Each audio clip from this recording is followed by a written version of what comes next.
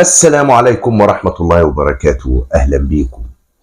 قيادة المينورسو التابعة للأمم المتحدة حاليا في الجزائر، وهتزور مخيمات تندوف، وده بعد أحداث السمارة أي الاستهداف الإرهابي لمنطقة أو مدينة السمارة التي راح ضحيتها مواطن مدني وإصابات 3 إصابات أخرى. مؤخرا تم التحقيق في الحادث بحسب ما أعلنت صحيفة هيسبريس المغربية، ودلوقتي بتتوجه قيادة المينورسو للجزائر للتحقيق في الأمر، وواضح أن هناك تورط جزائري في الأمر، وده جه في وقت فيه كلام كتير بيتقال حاليا عن أن الجزائر قد تسعى إلى إحداث حالة عدوان حرب على المغرب، لاعتداء على المغرب عسكريا. كان الكلام ده بيتقال خلال السنتين اللي فاتوا بعد التصعيد اللي عمله رئيس الجزائر، فيقال دلوقتي أن هناك أدلة، والدليل أن قوات المينورسو راحت الجزائر الأول لأنه هي صاحبة القضية، والديل بتاعها تروح تزوره في مخيمات العار في تندوف. الأول، هل ممكن أن الجزائر تدخل وتتورط في حرب كما زاد الكلام بعد حادث سمارة؟ هل أن عبد المجيد ممكن يوصل بيه التهور هو وشنجريح إلى أنهم يرتكبوا فعل أحمق زي ده ويقوموا بعمل عسكري؟ هل بعثة المينورسو إذا أكدت في التقارير أن هناك عدوان جزائري أو عدوان من تندوف أي أراضي جزائرية على المغرب، هل ده له تداعيات؟ كل ده هنتكلم فيه، بس الأول تسمع ماذا قال أو ماذا قالت صحيفة هيسبريس عن زيارة هذه البعثة إلى الجزائر. كشف مصدر أممي أن وفدا عسكريا يقوده إلكسندر إيفانكو رئيس بعثة المينورسو وممثل الأمين العام للأمم المتحدة بالصحراء، والجنرال فخر الإحسان قائد القوات العسكرية بالبعثة الأممية، ويتكون من شخصيات عسكرية ومدنية تابعة للمينورسو، قد حط الرحال أمس الثلاثاء بالعاصمة الجزائرية. وأضاف المصدر الذي تحدث إلى جريدة هيسبريس الإلكترونية أن وفد البعثة الأممية الذي يزور المنطقة في مهمة تقصي الحقائق سيعقد مباحثات ثنائية معمقة مع كبار المسؤولين الجزائريين قبل التوجه صوب مخيمات تندوف جنوب غرب الجزائر لإجراء مباحثات مع قيادات جبهة البلوزاريو. وأفاد المصدر ذاته بأن اللقاء يتمحور حول خلفيات الهجوم الأخير الذي استهدف أحياء سكنية بمدينة السمارة يوم 28 أكتوبر الماضي، وأودى بحياة شاب مدني في عقده الثالث وجرح 3 مواطنين آخرين بجروح متفاوتة. وخلص المصدر إلى التأكيد على أن بعثة المينورسو بصدد تحضير وصياغة تقرير شامل للبعثة حول الهجوم سالف الذكر. وتأتي هذه الزيارة بعد أن عقد ممثل قوات بعثة المينورسو التابعة للأمم المتحدة اجتماعا استغرق وقتا طويلا مع السلطات المغربية في يوم 6 نوفمبر الجاري بالعاصمة الرباط لمناقشة حيثيات العمل الإرهابي الذي هز مدينة السمارة في الأقاليم الجنوبية المغربية. وكان هنا نشروا تصريحات سابقة للسيد عمر هلال عن هذا الحادث الإرهابي الذي تشير كل أصابع الاتهام لعصابة البلوزاريو، وأعلنوا هم صراحة بعد الحادث قبل ما ينفوا ويرجعوا يتراجعوا ويموهوا صحافة الجزائر، وحصل حالة تخبط ما بين مشتاق للتهليل وللبطولة وللفرح أعلن سريعا دون حسابات، وبين مرتكب الفعل اللي قالوا لهم لا ما ينفعش، ده احنا في الخباثة كده، احنا شياطين ما بنعملش حاجة في العلن، فسحبوا الأخبار وتنصلوا وقالوا لا مش احنا. بعثة المينورسو لما تحقق ما بتحققش في الموضوع كده عادي، ده في المقذوف واتبعت منين ونوع السلاح او نوع المقذوف اللي اتحذف اللي اترمى ده، الصاروخ اللي اتضرب واتضرب منين، وايه النقطة اللي ممكن يتضرب منها، وحاجات كتيرة جدا بتتبحث من الناحية العسكرية، اضافة الى ان المغرب اكيد كان شريكا في هذه التحقيقات. فطبعا بما لا يدع مجالا للشك المتورط هم البلوزاريو. المنورسو بزيارتهم للجزائر دي هو رايح للكفيل المحرك.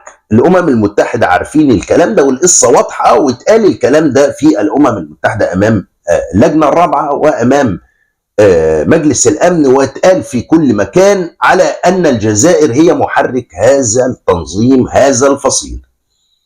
منذ تولي الرئيس الجزائري عبد المجيد معرفش ايه في 2019 وهو يحاول ان يرتكب مثل هذه الحماقات. وانتم فاكرين حادث الجرجرات المشهور بصندلستان لما راحوا كسروا الطريق، ودي قلبت القضيه راسا على عقب وحطيته في خانه اليك، زنقته في الزاويه. ولانه يعلم جيدا مؤخرا من خلال مناقشات امام الامم المتحده، يعلم جيدا ان القضيه ماتت وطويت بالفعل، بل وجاء بعدها الموقف الامريكي ثم الموقف الاسباني ثم مواقف كثير من الدول تتحول لصالح المغرب، ثم الإجماع العربي، ثم حالة التنديد المستمر بما فيها في قمة شم النمل التي عقدت في الجزائر. كل ده هم بقوا مدركين أن القضية ماتت. كيف يحيي هذه القضية؟ بأنه يرتكب عمل عسكري فيعيد القضية من الأول تاني ونجيب من الأول. لكن هل ممكن يعمل كده؟ في رأيي مستحيل، وإلا يبقى بيدمر الجزائر زي ما قادها الى انه عزلها دلوقتي وبقت معزوله من الكل عربيا واوروبيا زي ما انت شايف وافريقيا. من يوم ما تولى اقطع الغاز على اسبانيا، اعمل رامبوا في الجو واقطع العلاقه مع المغرب، انطح في تونس، انطح في الامارات، انطح في السعوديه، انطح في مصر، انطح في اسبانيا، انطح في فرنسا، انطح في اللي قبلك في النيجر، انطح في مالي، انطح وسنطح. هو ده اللي بيعمله صح؟ عزل الجزائر وصغرها وقزمها، وخاصة الفضائح اللي ورا بعضها زي البريكس وأنبوب الغاز بتاع نيجيريا صح؟ قزمها وحصرها. ايه الخطوة اللي جاية؟ لو دخل في حرب هيفتتها ويدمرها ويفرض عليها عقوبات، لأن في الحالة دي هو الموضوع هيبقى أكبر منه. هل هو يقدر؟ هو عنده الجبهة الداخلية مخلخلة ومهلهلة ومفتتة، يلجأ لحرب عشان يشغلهم في الانتخابات اللي جاية ممكن، ولو عملية نوعية بسيطة، وده طبعهم طول عمرهم كل ما يتزنق يعمل مصيبة مع حد. عملها كتير قبل كده. هل ممكن يعملها؟ ممكن جنونا، لكن ستؤدي إلى دمار وهلاكه وهلاك البلد. ده ممكن، ده توقع منه أي حاجة. ما هو اللي يصل بدرجة السطحية اللي احنا شفناه من تحركاته ومن كلامه ومن لقاءاته والبريكس، ودخلنا البريكس وهندخل البريكس وزياراته العبثية للصين وروسيا، ده رئيس لا يدرك لا يحسن لا يفقه في السياسة شيء على الإطلاق. يعمل ده ممكن لأن معاه رئيس أركان خارف، فممكن يعمل ده، ممكن بس يؤدي إلى إيه؟ إلى لا شيء، بل ويؤدي إلى نهاية القضية. مش بس زي حادث الجرجرات اللي كسر بيه الطريق فأدى إلى موت القضية. لو عمل آخر، حتى حادث السمارة ده مش هيمر، هيتحاسب عليه، سيؤدي إلى تفتيت الجزائر ونهاية القضية دي برمتها، لأنه هيبقى عدوان من عنده، وهيبقى الجماعة اللي ورا دي إرهابية مش مقاومة بقى وتحرير والصحراء. المفردات دي نساها، دي خلاص، دي العالم تأكد أنها نصب في نصب. هيؤدي إلى حسابه، وفي الحالة دي يا يتخلص من هذه الجماعة الإرهابية يا يشيل القضية كآوي لجماعة إرهابية، إنما يقوم بعملية عسكرية دي تؤدي إلى هلاكه، لأن عنده الجبهة الداخلية مفتتة، لا عنده الإمكانيات، ما يقدرش دلوقتي. العالم كله مجمع على إن المغرب صاحب حق. المغرب قطع شوط كبير في إنه يضعه في الزاوية. في الحالة دي العالم كله سيقف ضد الجزائر، بل وسيفرض عليها العقوبات فورا، وعقوبات شهر واحد يموت البشر دي. ما يقدروش لأنه ما عندوش شيء، لا ينتج شيء، ما يقدرش يعمل شيء، سيحاصر ويدمر البلد كما حصار لوكيربي أو حصار ليبيا فيما مضى. بل يمكن ليبيا أقوى بكتير كانت في ذلك الوقت منه دلوقتي. هو مهلهل مفت، هو بلا شيء مدمر دلوقتي.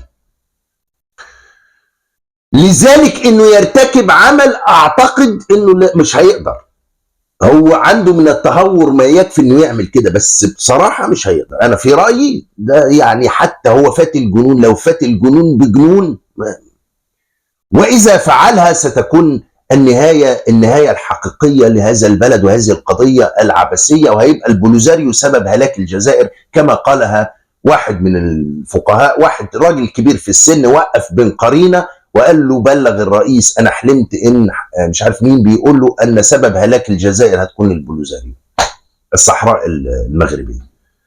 لذلك بعثه المنورسو هناك عشان تضع الحقائق دي امامهم قبل تقديم التقرير الاخير للامم المتحده. وفي الحاله دي صدقوني القضيه تنقلب نفس حادث الجرجرات، وده قلت لك قبل كده، ستنقلب القضيه اكبر واكبر. هيبقى من حق المغرب انه يرد على هذه الجماعه الارهابيه على اراضي الجزائر، والجزائر مش تقدر تقول بم، بل ان الامم المتحده هتحاسب الجزائر على ايواء هذا الفصيل الارهابي، لانه ما ضربش عسكريا، لانه ما استهدفش عسكريا، ده استهدف مدنيا، عمل ارهابي خسيس زي اي ارهاب في الدنيا، من الارهاب المرفوض. هذا الرئيس الذي لا يحسن السياسه ويبعت كل يوم شاحنتين لموريتانيا عشان يتضربوا، ويروح يصرخ للامم المتحده شفتوا فيقولوا له سيره قعد، يقوم بعت اتنين تاني شاحنتين يتضربوا سنه ونرد وحق كل هذه الافعال العبثيه لما ما نفعتش ان ضارب صاروخين بائسين، وده هو ده اللي هيوديه في مصيبه. لكن هناك كلام كثير سمعته عن ان هيقوموا بعمليه عسكريه، لو كان يقدر يقوم بيها كان قام بيها من ساعه ما تولى، وكان عمل بيها شعبيه البومدين. هو نفسه يبقى بومدين، لكنه يعلم تمام العلم انه مش لا قبل له بعمليه عسكريه، واذا حدث هذا هيتلقى الرد عسكري، وهيتلقى الرد سياسي، وهيتلقى الرد دبلوماسي، وهيتلقى الرد عربي، وهيتلقى الرد لا قبل له به. وهو جرب حالة الحصار وحالة النبذ وحالة نفور الكل منه، بما فيها ماما فرنسا هتتنصل منه، وقد تراجعت فرنسا عن مواقفها وبدأت الآن تجر ناعم مع المغرب. لذلك في رأيي أنه لا يمكن بأي حال من الأحوال أن يحدث هذا الشيء، الحرب. لكن بعثة المنورسو زيرتهم، وأنا في رأيي أنه سيحاسب على حادث السمارة، وأن القضية قضية البوليزاريو حادث السمارة ده، وبعثة المنورسو اللي رايحة هناك دي عشان تفتش عليهم وتشوف، وسيعلن تنظيم إرهابي بهذه الحادثة البائسة. ولا يمكن لعبد المجيد أنه يقوم بحرب إلا عملية انتحارية ينهي فيها هذا البلد ويزول إلى الأبد، ويرجع زي ما كان ولايات تتصارع فيما بينها وياكلوا في بعض. دي قراءتي للمشهد، وأتمنى ألا تقوم حرب وألا يصل التهور بهم لهذا الحد، وأتمنى أن شعب الجزائر يدرك المصيبة اللي هو فيها وينهي هذا العبث، لأن لو حصل انتوا اللي هتدفعوا الثمن. هم هياخدوا الطيارات ويهربوا على بره ويعيشوا بالفلوس اللي خدوها منكم، وانتوا اللي هتدفعوا الثمن غالي. دي الحكايه. اشوفكم على خير.